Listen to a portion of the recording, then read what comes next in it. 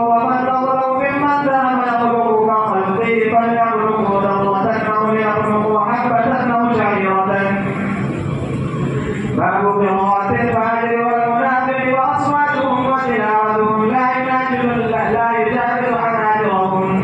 وبه قال حدثنا مدبر بن خالد قال حدثنا همام قال حدثنا قتادة قال حدثنا أنس بن مالك عن أبي موسى رضي الله عنه عن النبي صلى الله عليه وسلم قال مثل المؤمن الذي يقرأ القرآن كالأرجل طعمها طيب وريحها طيب والذي لا يقرأ القرآن كالتمرة طعمها طيب ولا ريح لها. ومثل الفاجر الذي يقرأ القرآن كمثل الريحانة ريحها طيب وطعمها مر.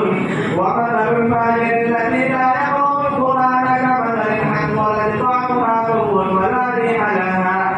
وبه قال حدثنا علي قال حدثنا هشام قال أخبرنا معمر عن الزهري وحدثني أحمد بن صالح قال حدثنا عباس قال حدثنا يونس عن ابن شهاب قال أخبرني يحيى بن عروة بن الزبير أنه سمع عروة بن الزبير قالت عائشة رضي الله عنها سأل ناس النبي صلى الله عليه وسلم عن الكهان فقال إنهم ليسوا بشيء فقالوا يا رسول الله فإنهم يحدثون بالشيء يكون حقا. فقال النبي صلى الله عليه وسلم تلك الكلمة من الحق يقرأها الذهني فيقررها في أذن وليه كقرقرة الدجاجة فيخرجون فيه أكثر من 100 كذبة.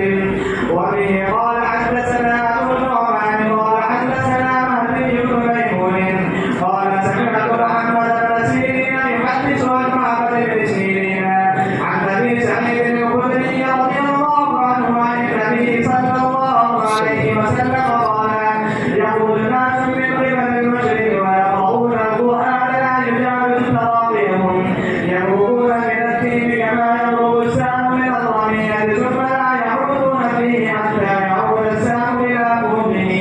قال ما قيل ما سيماهم قال سيماهم التحقيق أو قال التسويد. باب قول الله وتضع الموازين القسط ليوم القيامة وأن أعمال بني آدم وقولهم توزن. وقال مجاهد القسطاس والعدل بالرومية ويقال والقسط مصدر المقسط وهو العادل وأما القاصد فهو الجائر.